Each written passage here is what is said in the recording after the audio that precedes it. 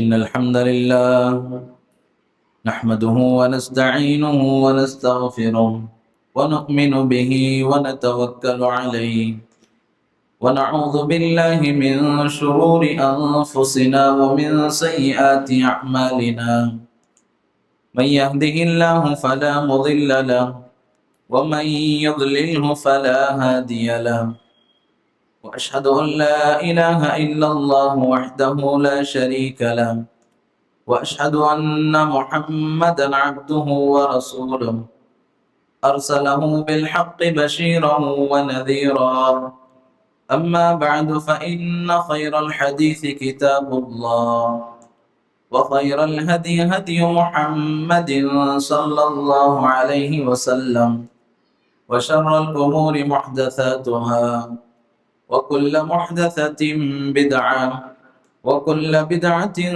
ضلالة وكل ضلالة في النار.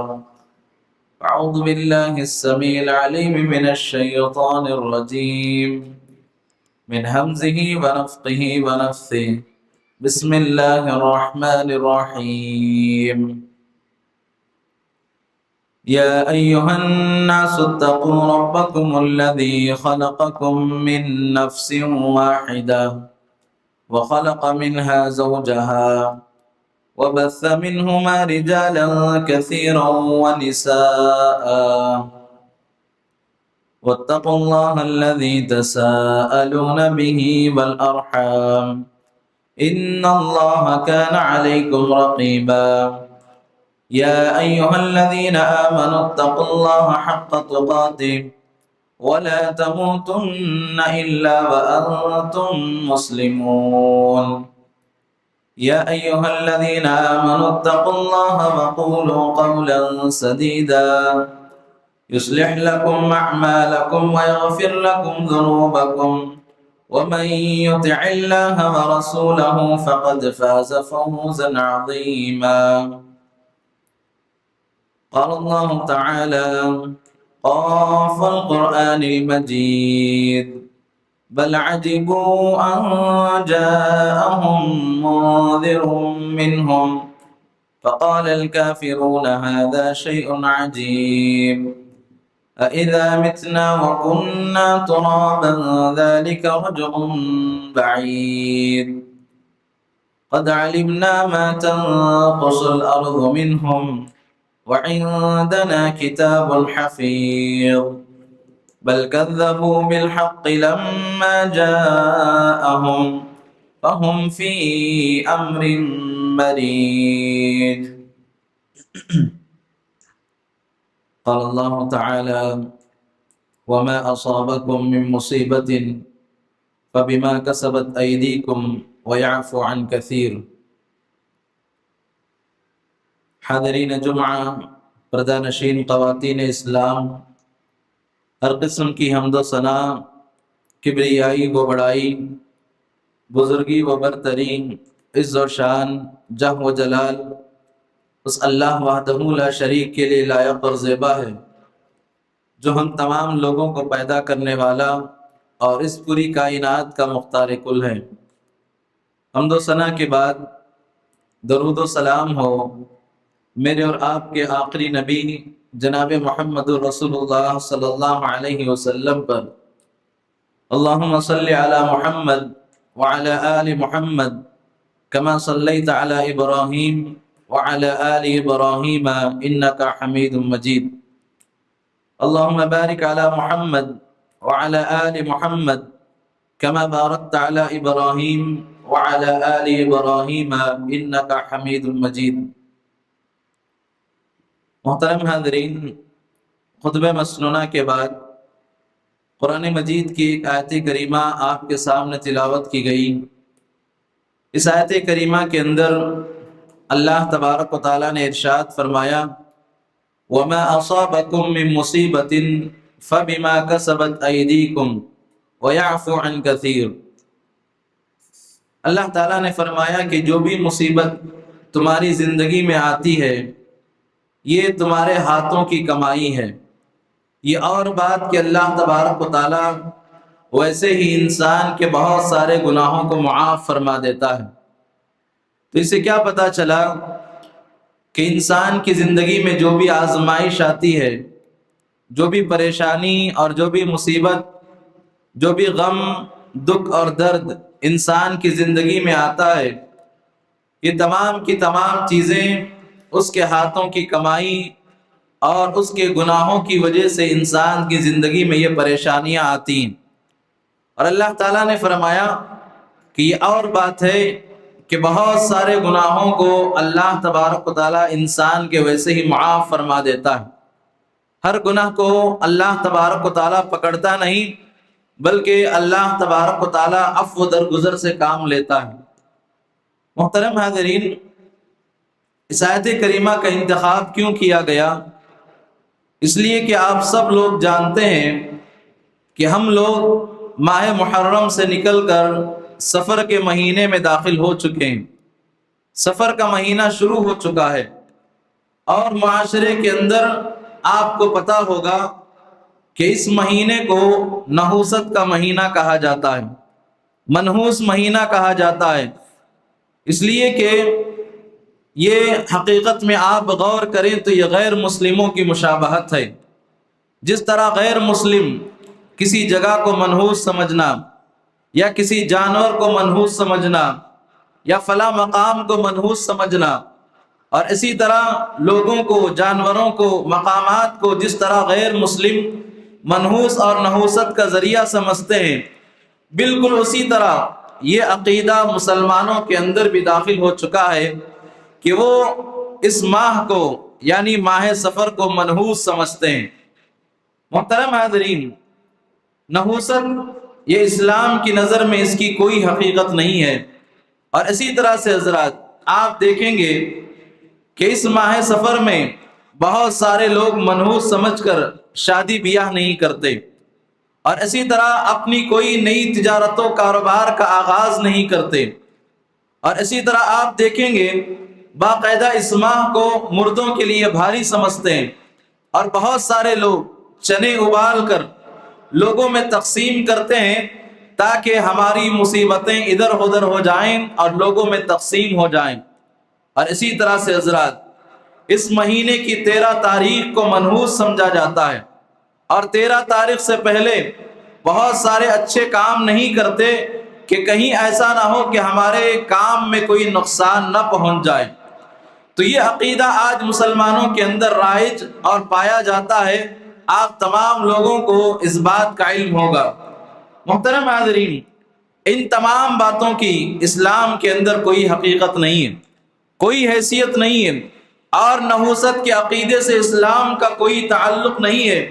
نہ کوئی سال منحوس ہے، نہ کوئی مہینہ منحوس ہے، نہ کوئی ہفتہ منحوس ہے، نہ کوئی دن منحوس ہے، نہ کوئی لمحہ منحوس ہے، اور اسی طرح نہ کوئی جانور، نہ کوئی آدمی، نہ کوئی مقام اسلام کے نزدیک منحوس ہے، بلکہ انسان کو چاہیے کہ اپنے عقیدے کو درست کرے، اپنے ایمان کو درست کرے، اور اللہ تبارک و تعالیٰ پر مضبوط توکل رکھے۔ یہ سارے غیر مسلموں کی مشابہت ہے جو لوگ ان تمام چیزوں کو منحوس سمجھتے ہیں۔ تو محترم حاضرین، ایک کلمہ گو مسلمان جو اللہ تبارک و تعالیٰ پر ایمان رکھتا ہے، ان تمام چیزوں کو منحوس نہیں سمجھتا، بلکہ وہ خالص اللہ تبارک و تعالیٰ پر توکل کرتا ہے۔ محترم حاضرین، کسی سال کو منحوس کہنا، یا کسی مہینے کو منحوس کہنا، یا کسی دن کو منحوس کہنا، یا کسی لمحے کو، کسی وقت کو منحوس کہنا، یہ حقیقت میں اللہ تبارک و تعالیٰ کو برا کہنے کے مترادف ہے۔ اللہ تبارک و تعالیٰ کو برا کہنا اور زمانے کو گالی دینے کے مترادف ہے۔ کیا کہا اللہ کے نبی صلی اللہ علیہ وسلم نے؟ اللہ تبارک و تعالیٰ کہتا ہے کہ یؤذینی ابن آدم یسب الدہر وانا الدہر بیدی الامر اقلب اللیل والنہار۔ اللہ تبارک و تعالیٰ خود فرماتا ہے۔ اس کا مطلب یہ ہے کہ یہ حدیث قدسی ہے۔ بات جب حدیث قدسی کی آتی ہے تو اس بات کی اہمیت اور زیادہ بڑھ جاتی ہے۔ اللہ کے نبی صلی اللہ علیہ وسلم نے کہا کہ اللہ تبارک و تعالیٰ کہتا ہے کہ ابن آدم، آدم کی اولاد زمانے کو گالی دے کے مجھے تکلیف پہنچاتے ہیں، وہ زمانے کو گالی دیتے ہیں، حالانکہ زمانہ میں خود ہوں۔ اور اللہ تبارک و تعالیٰ نے کہا کہ ساری چیزیں میرے ہی ہاتھ میں، اقلب اللیل والنہار، دن اور رات کا پلٹنا، سورج اور چاند کا آنا، ستاروں کا تبدیل ہونا، اور معاشرے کے اندر جتنی تبدیلیاں آپ دیکھتے ہیں، دھوپ کا نکلنا، بارش کا آنا، چھاؤں کا آنا، ٹھنڈی ہواؤں کا چلنا، یہ تمام کی تمام چیزیں اللہ تبارک و تعالیٰ کے ہاتھ میں۔ تو یہ ہمارا عقیدہ اور ایمان ہونا چاہیے۔ اگر کوئی آدمی کسی دن کو یا کسی رات کو یا کسی مہینے کو منحوس سمجھتا ہے، یہ حقیقت میں اللہ تبارک و تعالیٰ کو تکلیف پہنچاتا ہے۔ تو انسان کو چاہیے کہ اللہ تبارک و تعالیٰ پر مضبوط توکل رکھے۔ نہ کوئی دن نقصان پہنچا سکتا ہے، نہ کوئی رات نقصان پہنچا سکتی ہے، نہ کوئی مہینہ منحوس ہو سکتا ہے، اور نہ کوئی سال انسان کو نقصان پہنچا سکتا ہے۔ نفع اور نقصان کی مالک ذات صرف اور صرف اللہ تبارک و تعالیٰ کی ذات ہے۔ کوئی امام، کوئی فرشتہ، کوئی نبی، کوئی پیر، کوئی ولی، کوئی مزار یا کوئی آستانہ یا کوئی پنجے، کوئی بھی چیز آپ کو نفع نہیں دے سکتی، نہ آپ کو نقصان پہنچا سکتی ہے، بلکہ نفع اور نقصان کی مالک ذات صرف اور صرف اللہ تبارک و تعالیٰ کی ذات ہے۔ ایک مسلمان، ایک مومن کا یہ عقیدہ ہوتا ہے، وہ نحوست کا عقیدہ نہیں رکھتا۔ جس طرح ماہ سفر کے اندر کلمہ گو مسلمان نحوست کا عقیدہ رکھتے ہیں۔ محترم حاضرین، نحوست کا مطلب کیا ہے، اور اسی طرح بدشگونی کا مطلب کیا ہے؟ آپ دیکھیں گے کہ ایک آدمی اللہ تبارک و تعالیٰ پر توکل چھوڑ کر غیر اللہ کو نفع اور نقصان کا مالک سمجھنا۔ مثال کے طور پر تجارت و کاروبار کے لیے گھر سے باہر نکلا، راستے میں کالی بلی جو ہے اس کا راستہ کاٹ گئی، تو وہ اپنی تجارت و کاروبار سے واپس ہو جائے، اس غرض سے اور اس عقیدے سے کہ آج مجھے نفع نہیں ملنے والا ہے، مجھے نقصان ہونے والا ہے، اس غرض سے اگر کوئی آدمی پیچھے ہٹ جاتا ہے، یہ حقیقت میں اللہ تبارک و تعالیٰ کے ساتھ اس کالی بلی کو شریک کرتا ہے۔ اور اسی طرح سے حضرات، ایک آدمی تجارت و کاروبار کو نکلے، فلاں شرابی آدمی کو دیکھ لے اور دیکھ کر کہے کہ آج اس آدمی کی نحوست سے میرا تجارت و کاروبار ہونے والا نہیں، اور آدمی اپنے گھر کو لوٹ جائے، یہ حقیقت میں اللہ تبارک و تعالیٰ کے ساتھ شرک ہے۔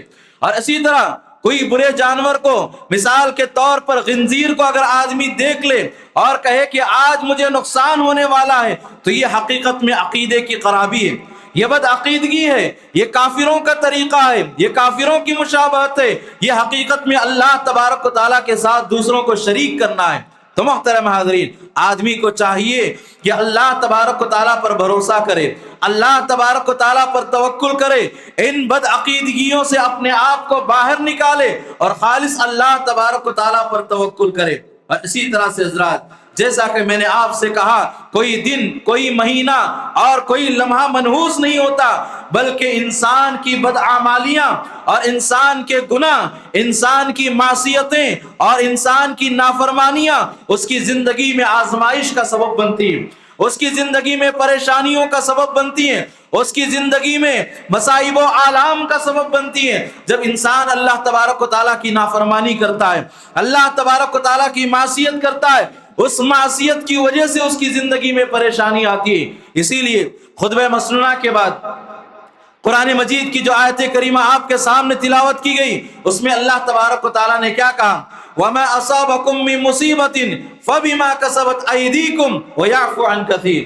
تمہاری زندگی میں جو بھی پریشانی، جو بھی مصیبت، جو بھی غم، جو بھی دکھ اور جو بھی درد تمہیں لاحق ہوتا ہے، یہ حقیقت میں آپ کے گناہوں کی کمائی کی وجہ سے، یہ آپ کے ہاتھوں کے کرتوت ہیں۔ تو انسان کو چاہیے کہ اپنے نفس کا محاسبہ کرے، دوسروں کو دوش دینے کے بجائے اپنے نفس کا محاسبہ کرے کہ وہ اللہ تبارک و تعالیٰ کی کتنی نافرمانی کرتا ہے۔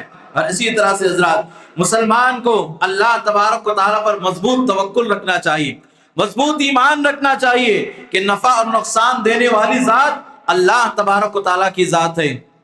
محترم حاضرین، قرآن مجید کے اندر اللہ تبارک و تعالیٰ نے اللہ کے نبی صلی اللہ علیہ وسلم سے کیا کہا؟ اللہ کے نبی سے کہا کہ اے نبی، آپ لوگوں سے کہہ دیں، قل لا املک لنفسی نفعا ولا ضرا الا ما شاء اللہ ولو كنت اعلم الغیب لاستکثرت من الخیر وما مسنی السوء ان انا الا نذیر وبشیر۔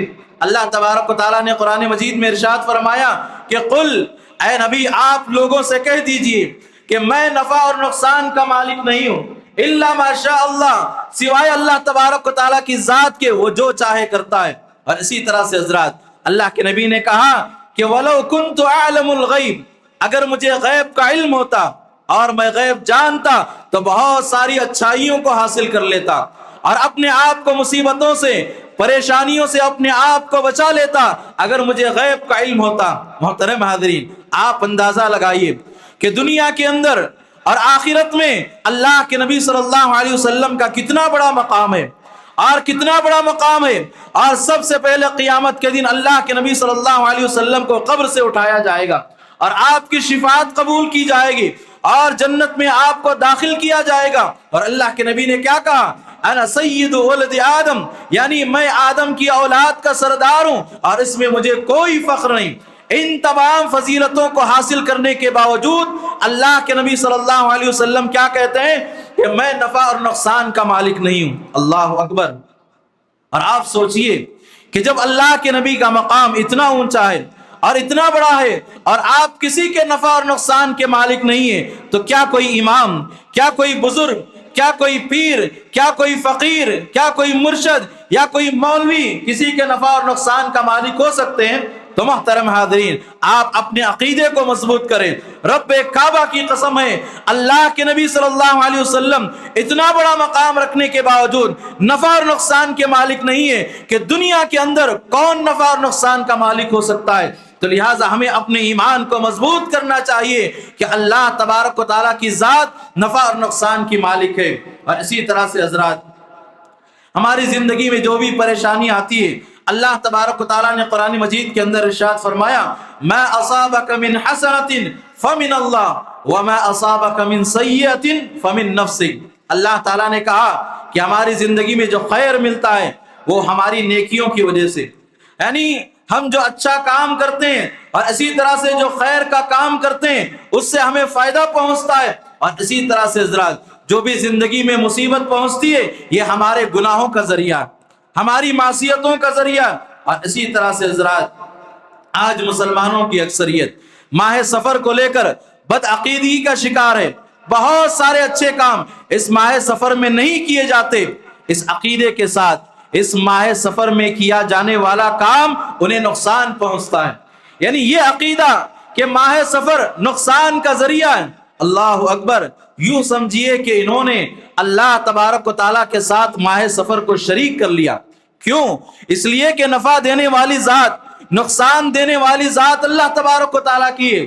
اگر کوئی آدمی یہ عقیدہ رکھے کہ ماہ سفر کا مہینہ بھی نقصان دیتا ہے تو گویا وہ آدمی ماہ سفر کو اللہ تبارک و تعالیٰ کے ساتھ دوسروں کو شریک کرتا ہے۔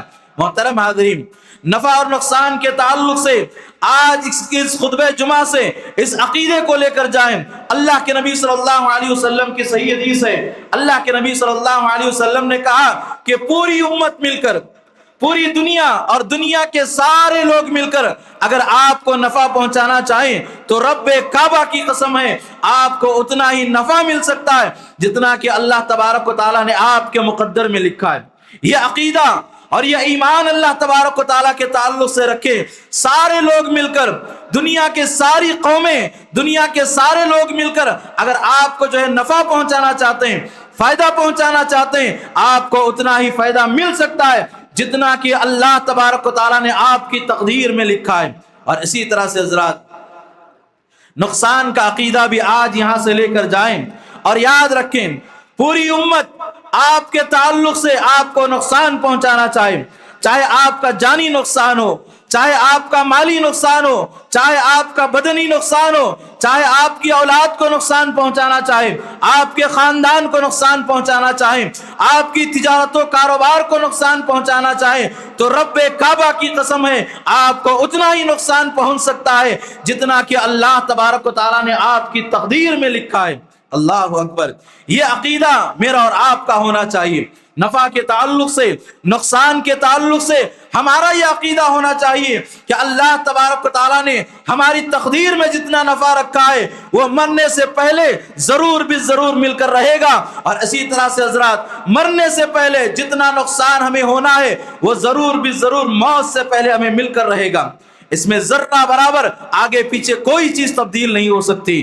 تو لہذا آدمی ماہ سفر کو منحوس سمجھے، یہ سراسر بدعی عقیدہ ہے اور یہ کافروں کی مشابہت ہے، یہ کافروں کا طریقہ ہے. کسی مہینے کو منحوس سمجھنا، کسی دن کو، کسی آدمی کو یا کسی جانور کو منحوس سمجھنا، یہ کافروں کا عقیدہ ہے. ایک مومن اللہ پر توکل کرتا ہے، ایک مومن اللہ کو نفع اور نقصان کا مالک سمجھتا ہے. تو محترم حاضرین، ہمارا یہ عقیدہ اور ایمان ہونا چاہیے. اور اسی طرح سے حضرات سورہ توبہ کے اندر اللہ تبارک و تعالیٰ نے ارشاد فرمایا، قُلْ لَن يُصِيبَنَا إِلَّا مَا كَتَبَ اللَّهُ لَنَا هُوَ مَوْلَانَا وَعَلَى اللَّهِ فَلْيَتَوَكَّلِ الْمُؤْمِنُونَ.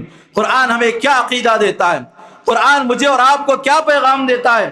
اللہ تبارک و تعالیٰ نے کہا کہ اے نبی آپ لوگوں سے کہہ دیجئے، لن یصیبنا، ہمیں جو بھی چیز پہنچتی ہے ہماری زندگی میں، جو مصیبت، جو پریشانی، جو آزمائشیں، جو غم اور جتنی بھی آزمائشیں پہنچتی ہیں، الا ما کتب اللہ لنا، اللہ تبارک و تعالیٰ نے ہماری تقدیر میں ان چیزوں کو لکھ دیا.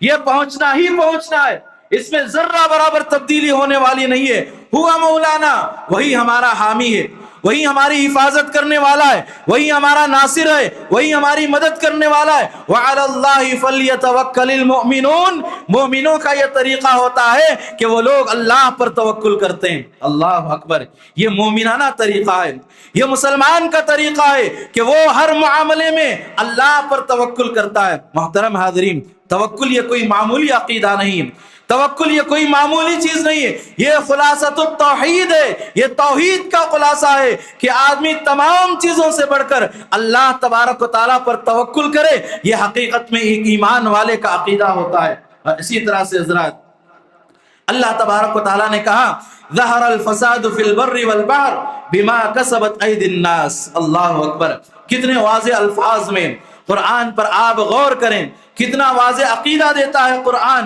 اللہ تعالیٰ نے کہا کہ زمین اور سمندر میں جو فساد ہوتا ہے، زمین کے اوپر جو لوگوں کو تکلیف پہنچتی ہے، جو زلزلے، جو آزمائشیں، جو طوفان اور اسی طرح بہت سارے مصائب و آلام کے جو پہاڑ ٹوٹتے ہیں لوگوں پر، یاد رکھیں یہ انسانوں کے گناہوں کی وجہ سے، یہ انسانوں کی معصیتوں کی وجہ سے، یہ لوگوں کے شرک کی وجہ سے اور لوگوں کی بدعقیدگیوں سے اور سنت سے دور ہو کر بدعتوں کو اپنانے کی وجہ سے زمین اور سمندر میں فساد مچتا ہے.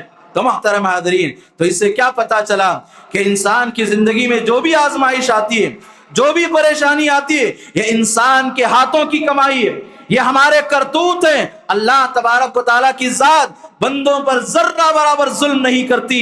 وما ربک بظلام للعبید، اللہ تبارک و تعالیٰ بندوں پر ذرہ برابر ظلم نہیں کرتا. یہ عقیدہ اور ہمارا ایمان ہونا چاہیے. اور اسی طرح سے حضرات آج اس جمعہ سے یہ بات بھی لے کر جائیں، جو آدمی نحوست کے عقیدے سے بچتا ہے، جو آدمی بدشگونی کے عقیدے سے بچتا ہے، اللہ پر توکل کرتا ہے، اس کا مقام اللہ تعالیٰ کے نزدیک کیا ہے، قیامت کو اس کو کون سی فضیلت حاصل ہونے والی ہے.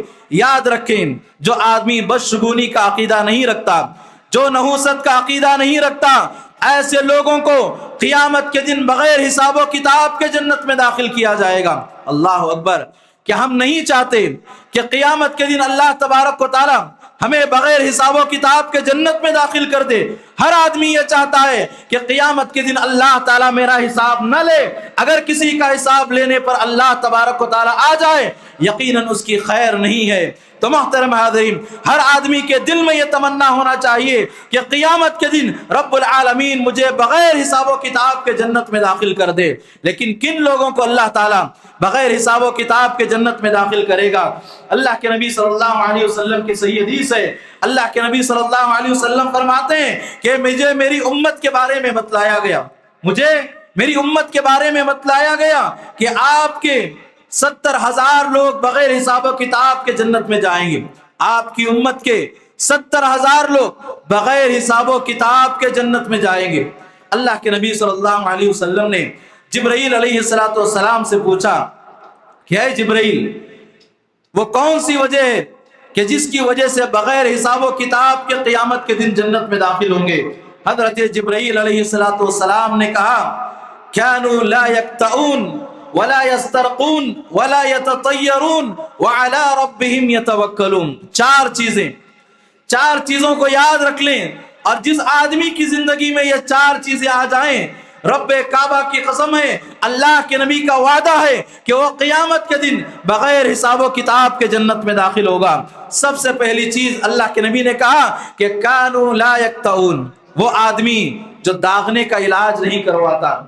پرانے زمانے میں کیا ہوتا کہ کسی آدمی کا زخم سوکھتا نہیں تو ایسے آدمی کو ایک لوہے کی راڈ لیا جاتا اور اس کو گرم کیا جاتا اور اس کے زخم پر رکھا جاتا تاکہ اس کا زخم ختم ہو جائے۔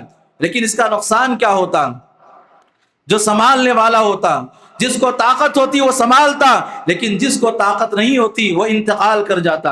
اور اللہ کے نبی صلی اللہ علیہ وسلم نے اس علاج کو ناپسند کیا، داغنے کے علاج کو اللہ کے نبی کے ناپسند کیا۔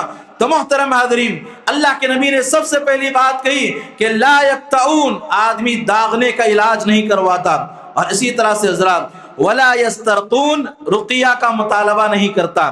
دیکھیے، رقیہ کرنا اور رقیہ کروانا یہ دونوں جائز ہے، لیکن آدمی اللہ پر اتنا توکل کرتا ہے، اس کو تکلیف ہے، اس کو پریشانی ہے، وہ مصیبت میں اپنے آپ میں دم کر لیتا ہے، لیکن لوگوں سے مطالبہ نہیں کرتا کہ آپ مجھے دم کریں۔ آدمی خود رقیہ کر سکتا ہے، لوگ بھی اس کو رقیہ کر سکتے ہیں، لیکن مطالبہ کرنا یہ توکل کے خلاف ہے۔ یہ سامنے والے کو کہنا کہ آپ مجھے رقیہ کریں، یہ اللہ پر توکل کے خلاف ہے۔ تو لہٰذا انسان کو چاہیے کہ اپنے آپ کو رقیہ طلب کرنے سے بچے۔ تو محترم حاضرین، اللہ کے نبی نے دوسری بات کہی جو لوگ رقیہ طلب نہیں کرتے۔ اور اسی طرح سے حضرات اللہ کے نبی صلی اللہ علیہ وسلم نے تیسری بات کہی وَلَا يَتَطَيَّرُونَ، جو لوگ بدشگونی نہیں لیتے۔ بدشگونی کیا ہے؟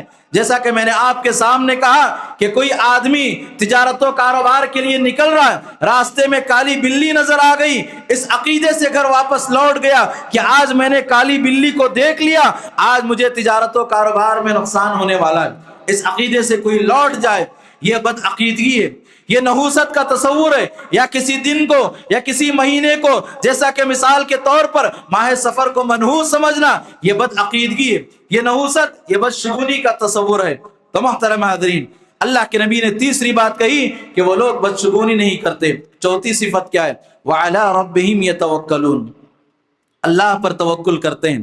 محترم حاضرین، یہ چار صفات ایسے ہیں، داغنے کا علاج نہ کروانا، اور اسی طرح رقیہ طلب نہ کرنا، بدشگونی کے بد عقیدگی سے پاک رہنا، اور اللہ پر توکل کرنا، یہ چار ایسی چیزیں جس آدمی کے اندر بھی پائی جائیں، اللہ کی قسم قیامت کے دن بغیر حساب و کتاب کے اللہ تبارک و تعالیٰ اس کو داخل کرے گا۔ تو لہٰذا ہمارا یہ عقیدہ اور ایمان ہونا چاہیے کہ ساری کی ساری چیزیں اللہ تبارک و تعالیٰ کے ہاتھ میں، نفع اور نقصان کی مالک ذات اللہ تبارک و تعالیٰ کی ذات ہے، اسی لیے آدمی کو چاہیے کہ وہ خالص اللہ تبارک و تعالیٰ پر توکل کرے۔ محترم حاضرین، بدشگونی، نحوست کا عقیدہ یہ حقیقت میں شرک ہے۔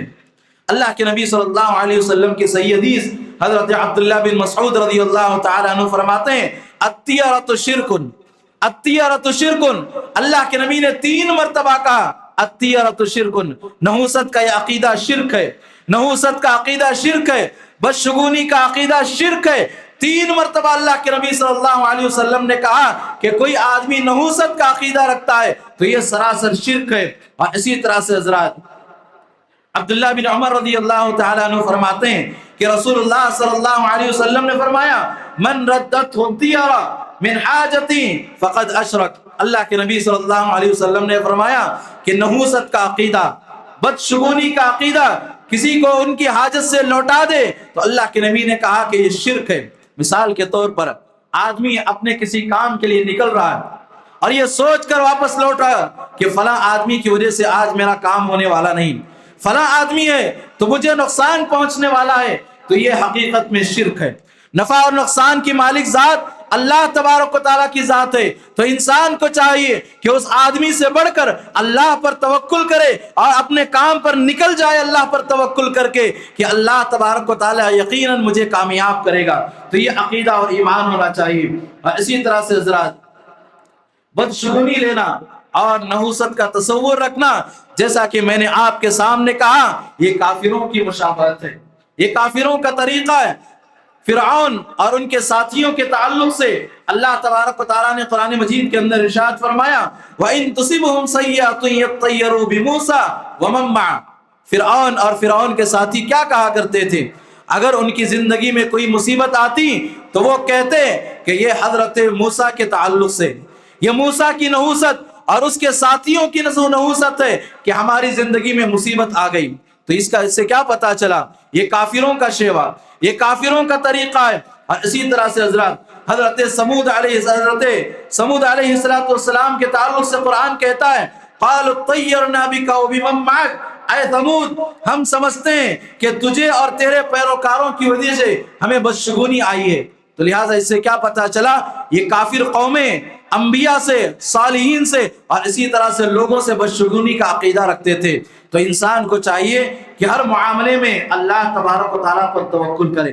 محترم حاضرین، ایسا بھی نہیں کہ انسان کی زندگی میں اور اس کی سوچ میں کبھی بدشگونی نہیں آتی، ایسا ہوتا ہے۔ اور بار بار بسا اوقات انسان کی زندگی میں ایسا ہوتا ہے کہ انسان کسی کام کے لیے نکلتا ہے اور یہ سمجھتا ہے کہ فلاں آدمی ہو تو فلاں چیز ہو، اگر ایسا کچھ ہو جائے تو مجھے نقصان پہنچنے والا ہے۔ تو ایسے موقع پر اسلام دیکھیے، اسلام کی خصوصیت کتنی اچھی ہے۔ اسلام صرف آپ کو یہ نہیں کہتا کہ فلاں چیز حرام ہے، بلکہ باقاعدہ آپ کو اس کا علاج بھی بتلاتا ہے کہ فلاں چیز حرام ہے تو اس کے بدلے حلال کیا ہے۔ تو لہٰذا اسلام جب بھی آپ کے دل میں بدشگونی پیدا ہو تو آپ اس خیال کو دور کر دیں اور وہ اس خیال کی طرف دھیان نہ دیں، بلکہ اللہ تبارک و تعالیٰ پر توکل کریں۔